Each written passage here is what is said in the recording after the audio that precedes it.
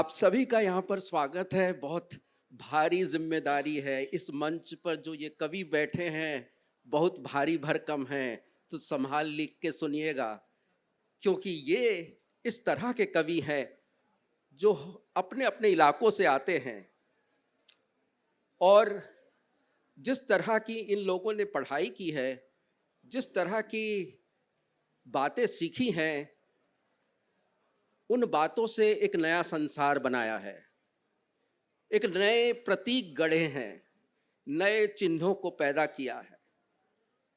और इनकी कविता का जो रस है वो आप लोगों को मिलेगा, ऐसा मेरा विश्वास है।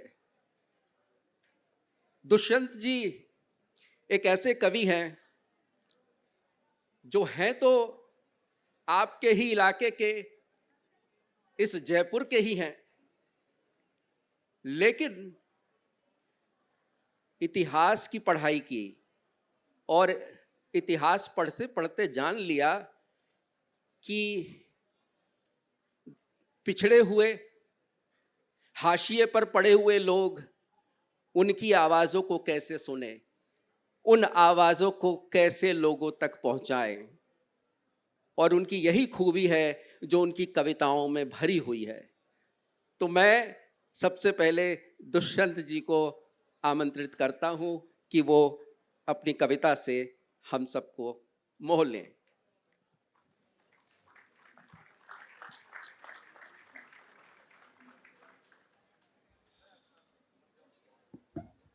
नमस्कार सभी को। ऐश्वर्य जी का शुक्रिया, जेएलएफ की आयोजन टीम का शुक्रिया, साथी कवियों राधा जी और यतेंद्र मिश्र को मैं अभिवादन करता हूं। और आप सब जो इस शाम में कवियों को सुनने आए हैं, इसलिए आपको अलग से मैं अभिवादन करता हूं। तो मैं कुछ छोटी छोटी कुछ कविताओं से अपनी बात शुरू करता हूं, क्योंकि ओपनिंग बैट्समैन की तरह उतार दिया गया है मुझे, तो बड़ी जिम्मेदारी है कि पारी संभली रहे। और मैं अपने ऐसे हर पाठ में कोशिश करता हूं कि कोई कोई कविता किताबों के आसपास रखूं। तो शुरुआत मैं किताबों से जुड़ी हुई कविता से करता हूं कि घर से निकलो तो शहर की सबसे पुरानी किताबों की दुकान में ज़रूर जाना। घर से निकलो तो शहर की सबसे पुरानी किताबों की दुकान में ज़रूर जाना, इसलिए नहीं कि किताबें लेनी हैं, किताब तो तुम्हें ऑनलाइन खरीदने से घर बैठे भी मिल जाएंगी। तुम्हें उस आखिरी पीढ़ी के भरोसे को उसकी मृत्यु तक तो बचाना है जिसने यह सोचकर किताब की दुकान खोली थी कि धंधा तो कोई भी किया जा सकता है, बेचा तो कुछ भी जा सकता है, इल्म की रोशनी बांटकर पैसा कम सही, सुकून ज्यादा कमाएंगे।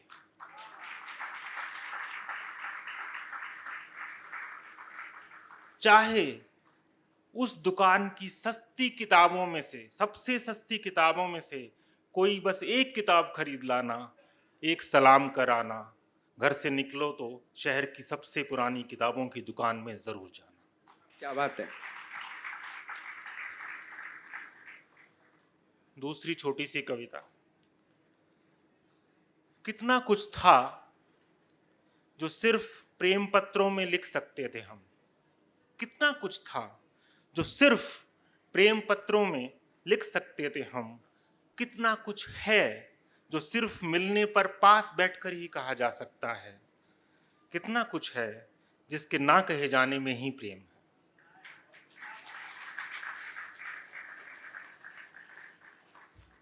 अगली छोटी सी कविता। तो मेरे दुख मेरे ताबीज थे, मेरे दुख मेरे ताबीज थे, मेरी नाकामयाबियां मेरे जीवन पदक, मेरी नाकामयाबियां मेरे जीवन पदक। सुख जब जब आए नखरीले मेहमान की तरह आए। सुख जब जब आए नखरीले मेहमान की तरह आए, जिन्हें हमेशा चाय के ठंडा होने से पहले ही लौटने की जिद रही और जल्दी रही। बहुत बढ़िया। कामयाबियां जब जब आईं रेगिस्तान में फुहार की तरह आईं, दूर ब्याही बुआ की तरह आईं। कामयाबियां जब जब आईं रेगिस्तान में फुहार की तरह आईं, दूर ब्याही बुआ की तरह आईं। रहने के लिए नहीं आईं, कम कम आईं, तरसा कर आईं। जब जब आईं स्नेह से दुलारती आईं, जब जब आईं स्नेह से दुलारती आईं। अगली बार जल्दी आने का कहकर लौटते हुए आईं, पर फिर भी जल्दी कभी नहीं आईं, पर फिर भी जल्दी कभी नहीं आईं। एक छोटी सी कविता और, फिर उसके बाद जैसा ऐश्वर्या जी का आदेश होगा फिर हम उसके बाद देखेंगे।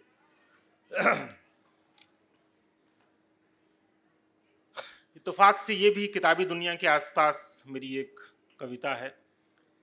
लहजा शायद उर्दू की नज़्म के आसपास रहेगा। कई दिन हो गए हैं लुगत खोले। लुगत शब्दकोश को कहते हैं उर्दू में, डिक्शनरी को। कई दिन हो गए हैं लुगत खोले, किसी नए लफ्ज से दोस्ती नहीं हुई है। कई दिन हो गए हैं लुगत खोले, किसी नए लफ्ज से दोस्ती नहीं हुई है। किसी लफ्ज की रूह ने नहीं कहा है गलत समझ रहे हो तुम मुझको। किसी लफ्ज की रूह ने नहीं कहा है मुझसे गलत समझ रहे हो तुम मुझको। ओ अजनबी लफ्ज, ओ अजनबी लफ्ज, आओ मेरे दिल का दरवाजा खटखटाओ, या मेरे जहन की खिड़की पर टिमटिमाओ। ओ लफ्जों के देवता, ओ लफ्जों के देवता, मेरी उस दोस्त से भी मिलना क्या तुमने छोड़ दिया है, जो मुझसे हर मुलाकात या कॉल पर गुफ्तगू में हथेली पर रख देती है कभी नाजुक सा, कभी गुनगुना सा, कभी शहद सा, कभी नमक पारे जैसा कोई लफ्ज। नमक पारे जैसा कोई लफ्ज जिसे ईस्ट के प्रसाद की तरह आचमन करके हथेली को छुआते हुए आंखों को पलकों और माथों के सिर से पीछे से ले जाकर वापस लेकर आता हूं एक हासिल में के मुकद्दस सुकून की तरह। मुझे अपनी उस दोस्त की याद कब आती है, उन लफ्जों को ज्यादा मिस करता हूं जिनसे वह मेरा नया रायता कायम करती है। कई दिन हो गए हैं लुगत खोले, कई दिन हो गए हैं लुगत खोले, कई दिन हो गए हैं लुगत खोले। बहुत बहुत बहुत दिन हो गए हैं लुगत खोले हुए। लुगत के नए नए रूप आ गए हैं। लोग अब उन रूपों को अपने मोबाइल में भी संजो कर रखते हैं, तब भी उनको खोल नहीं पाते हैं। तो यही खूबसूरती है।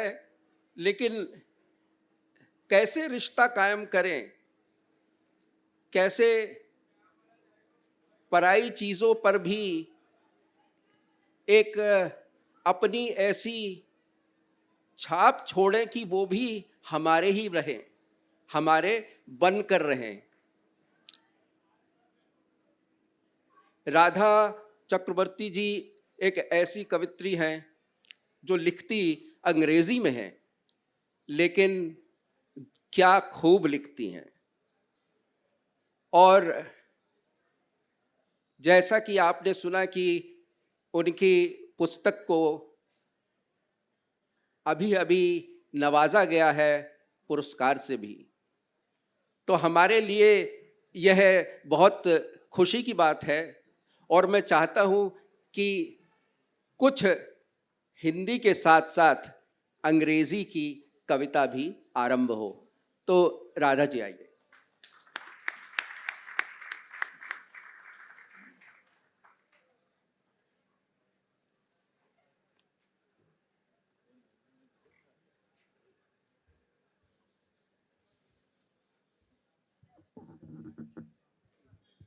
Is this okay?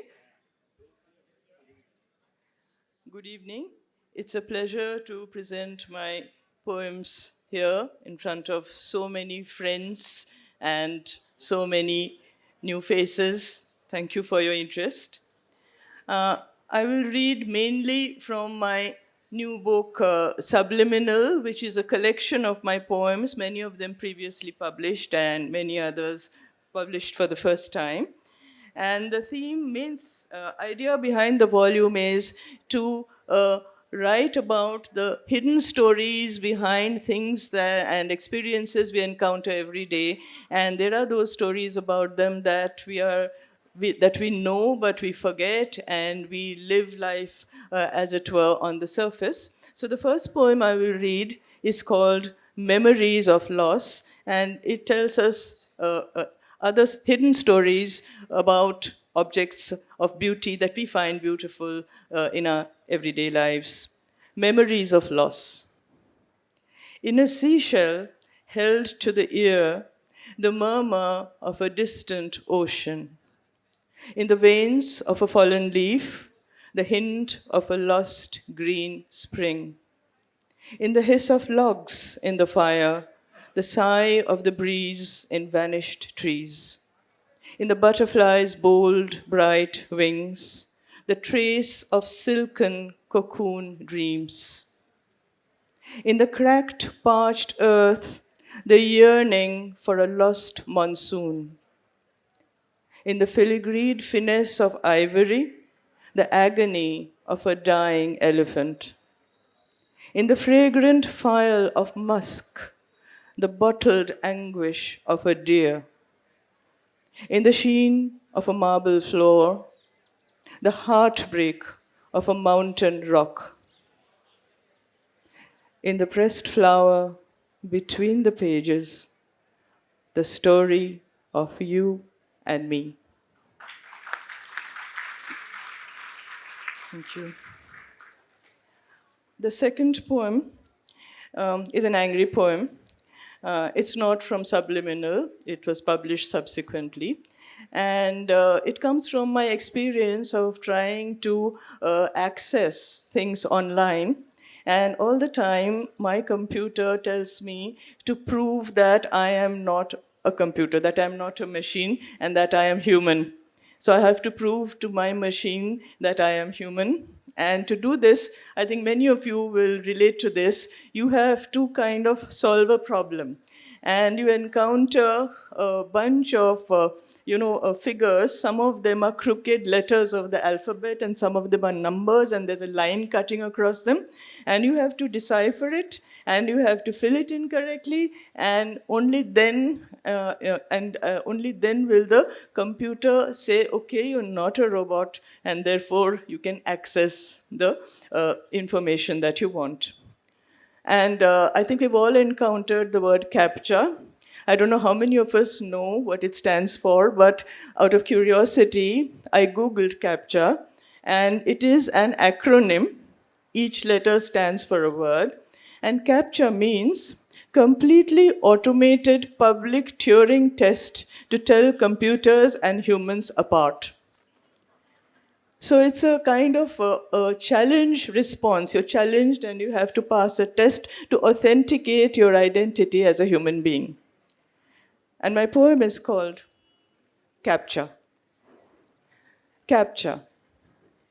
When I feel again the first bee sting on memory's tender flesh, when spring colors splash the fabric of my mind, when paper kites soar, tugging at the corners of my sky, when I wince as rose thorn pierces skin, drawing ruby beads of blood, when I taste salt tears and feel on my tongue the soft sweetness of succulent melon, when my ear swoons to the tune of a lilting, long-loved song, when jasmine fragrance scents my dreams, when my barefoot spirit rejoices in the intense green of rain-wet grass, when my heart thrills to the thunder of monsoon clouds, when my fingertips tingle at your touch, I know for sure I have deciphered the CAPTCHA to authenticate my being and declare, no, I am not a robot. Can I read one more? Maybe I'll read one more poem, and then we will see if there is time for more in the next round. This poem is called Uprooted, and it's about human beings who are uprooted and forced into migrancy, but you can see that the central idea is of a tree being uprooted. So it's also about ecology and the destruction of trees and the connection between these two things. Uprooted.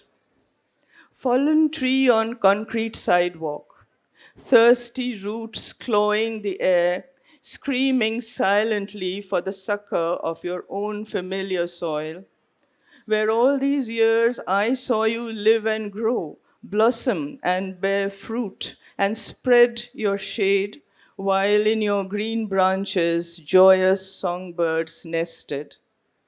Fallen tree, forgotten for bare, uprooted to make way for the merciless coldness of concrete. Your plight robs me of my breath.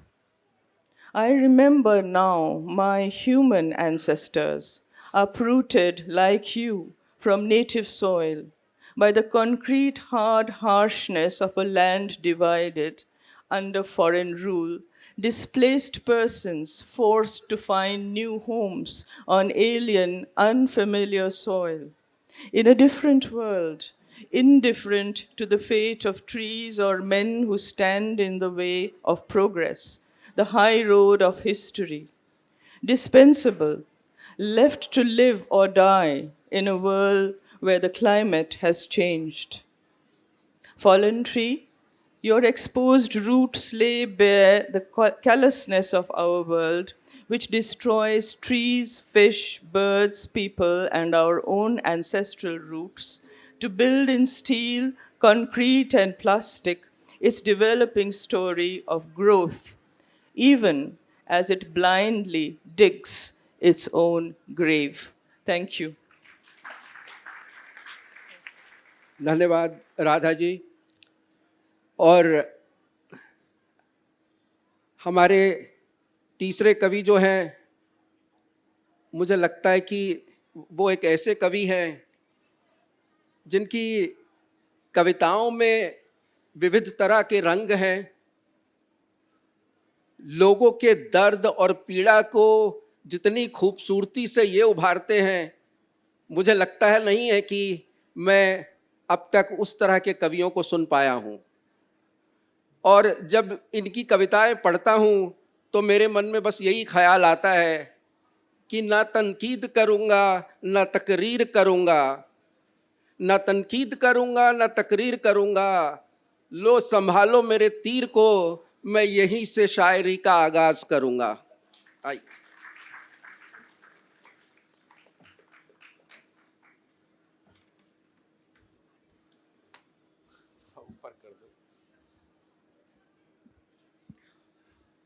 कुछ ज़्यादा ही तारीफ हो गई मुझे, इसलिए मुझे डर लग रहा है।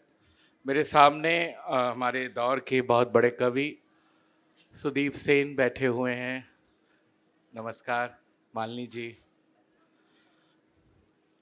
चूड़ामणि, ये रामायण के प्रसंग पे है, सीता की चूड़ामणि पर। वैदेही ने उतार कर दे दी चूड़ामणि, वैदेही ने उतार कर दे दी चूड़ामणि, बताना रघुवीर को अरण्य से लगते एक स्थान को, लंकाधिपति जिसे अशोक वाटिका कहता है, वहीं कारावास गुजारती शोक में है अयोध्या की कुलवधू। लंकाधिपति जिसे अशोक वाटिका कहता है, वहीं कारावास गुजारती शोक में है अयोध्या की कुलवधू। महावीर ने चूड़ामणि ऐसे संभाली जैसे संभालती है एक गर्भिणी अपने गर्भ को अत्यंत दुलार और आदर से। इधर जानकी को भी प्राप्त हुई राघव की मुद्रिका, अपने स्वामी की निधि ले आए थे पवन पुत्र।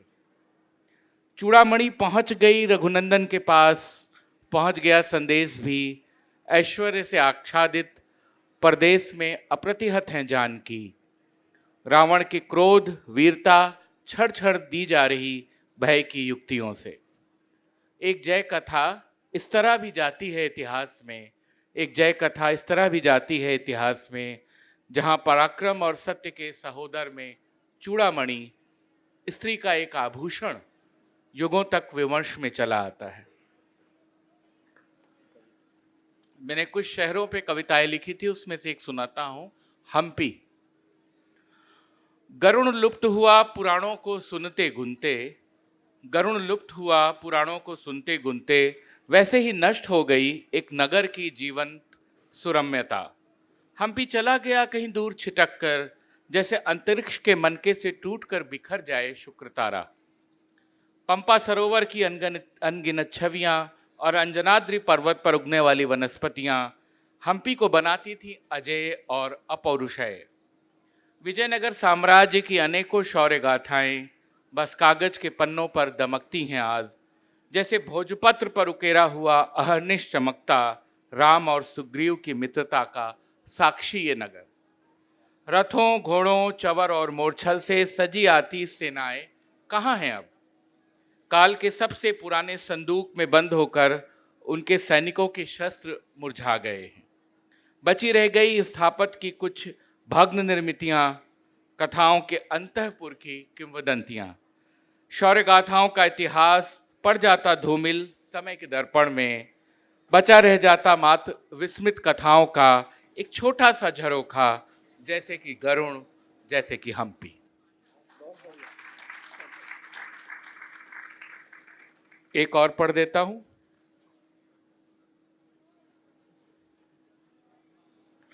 केवट की नदी पार उतराई। ये एक प्रसंग केवट का करते थे केलुचरण महापात्र, बहुत बड़े ओडिसी के नर्तक गुरु थे, उनकी बहुत सारी शिष्य परंपरा है। तो वो मैंने कई बार देखा था, तो उसी का एक चित्र है, केवट की नदी पार उतराई। कृष्काय सी काया के भीतर नृत्य में निमग्न परकाया प्रवेश, एक मनुष्य के भीतर गंधर्व का वास, एक देह में समाई लय और छंद की दुनिया। सागौन के फिसलते मंच पर, सागौन के फिसलते मंच पर नदी और नाव का प्रवेश, कभी देह केवट और दूसरे ही पल वनवासी राम में बदल जाती है। रोता हुआ केवट राम से नदी पार उतराई नहीं लेता, नृत्य में डूबी काया भूल जाती है अपना आत्यंतिक सत्य। गुरु केलुचरण महापात्र बरबस रोते हैं केवट के श्रद्धा से भरे हुए आंसू। स्वयं को संभालते एक अबूझ विस्मय में उनकी सांवली देह सांवरे राम को कर देती धीरज से आत्मसात। उनकी सांवली देह सांवरे राम को कर लेती धीरज से आत्मसात। इसी तरह कभी वे सत्यभामा बनते हैं, कभी रुक्मणी तो कभी राधा, जो माननी रही सदैव महारास में। ओडिसी का लास्य पुराण की पावन कथा कहता है, केलुचरण महापात्र अपनी साधारण उपस्थिति में कथाओं का असाधारण आशय धारते हैं। कभी चंद्रमा कुमुदनी को ताकता है, अक्सर सूरज खोलता है नव कुसुमित कलियों के पत्र, हंसों के जोड़े निर्लिप्त भाव से जल विहार करते हैं। मोर थोड़ा इठलाता हुआ पसार देता है मंच पर कला का उन्मुक्त पंख। नित्रत देह बनती जाती है श्रृंगार, विरह और वत्सल होने का माध्यम। शरीर में उतरती हैं संभंग और तिरभंग की गतियां। मंच पर शिशिरागम होता है, बाहर के सुमन उसी वीथिका पर झरते हैं, ग्रीष्म के बौर वहीं हरियाते हैं। रानी महकती है मंच से उतरकर चारों तरफ। सामने बैठा रसिक समझ ही नहीं पाता ये केलू बाबू हैं या रामकथा से निकलकर आ गए केवट, जो राम से नदी की उतराई नहीं वसूलता। धन्यवाद। बहुत बढ़िया।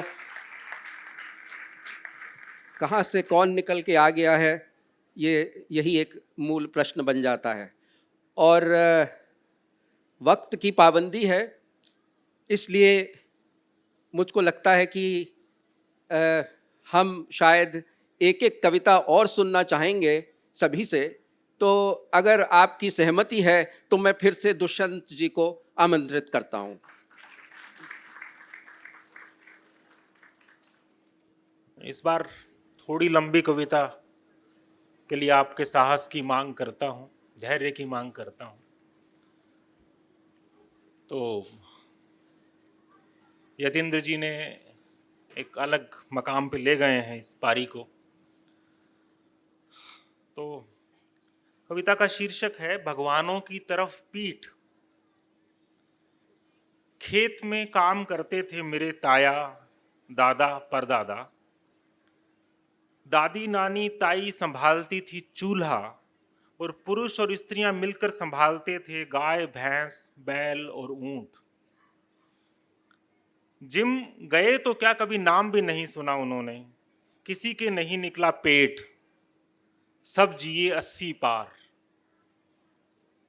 शाम को दिया जलाने और हथेली की ओट करके पूरे घर पशुओं के बैठने उठने धूप छांव की जगह जोत घुमा लेने जितना धर्म था रोज के जीवन में उनके। भगवानों की तरफ नहीं करते थे पीठ। पता नहीं आपकी परंपरा में, हमारी तरफ कहते हैं कि भगवानों की तरफ पीठ करके नहीं बैठना चाहिए, सोना चाहिए।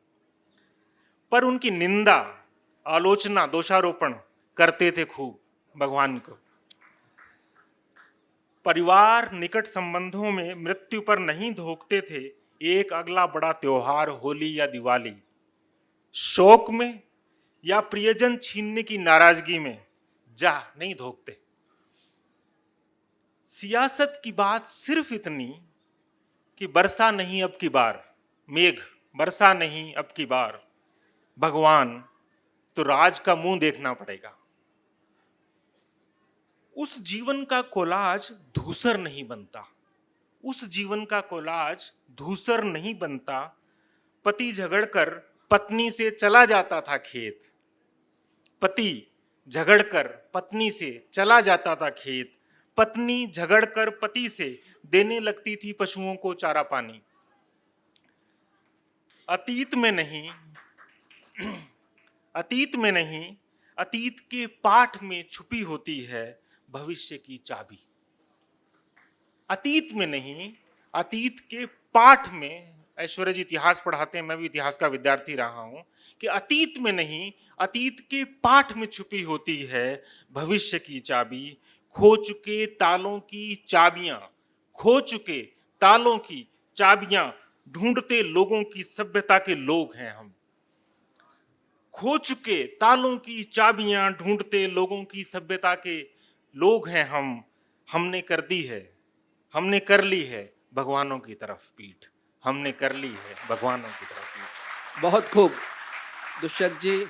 और मैं आमंत्रित करूंगा राधा जी को कि वो भी एक अपनी छोटी एक अंतिम कविता पढ़ें। A poem called Where Rivers Meet. Where rivers meet. Where rivers meet, there is no quiet. Listen to our clamor. We call out in different voices. Our colors clash. See how they run into each other. Where hidden currents cross, shock explodes in spray and foam. Wild encounter, feel the thrill. I am a river in search of other rivers. In my torrents, stories surge, driven to find other stories. Where rivers meet, our narratives mingle. A new story starts. A great new river charts its course, shapes rocks, breaks shores, unmakes history, remakes shores. Estuary, our great river stretches wide her open arms and rushes out to the open sea where all voices, longings, colors, tongues, stories, songs, and tears flow into each other. Wave upon wave, our many voices swell, surge, and roar in a vast, unceasing clamor for all our stories to be heard. Thank you. बहुत खूब। I am river in search of a river. ठीक है, तो जब नदियों की खोज हो रही है तो हम फिर से यतीन्द्र जी के पास जाएं और अयोध्या की नदी के किनारे खड़े हो जाएं। आइए।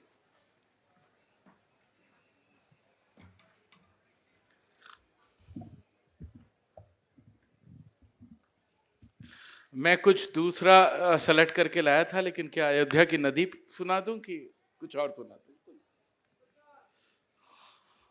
नौटंकी वालियां, ये उन नौटंकी औरतों के ऊपर है, उन नायिकाओं के जो पहले पासी थिएटर में काम करती थी, फिर वो थिएटर सिनेमा में डेवलप हुआ और वो अलग अलग ट्रूप जाता था, और क्या उनकी जिंदगी थी।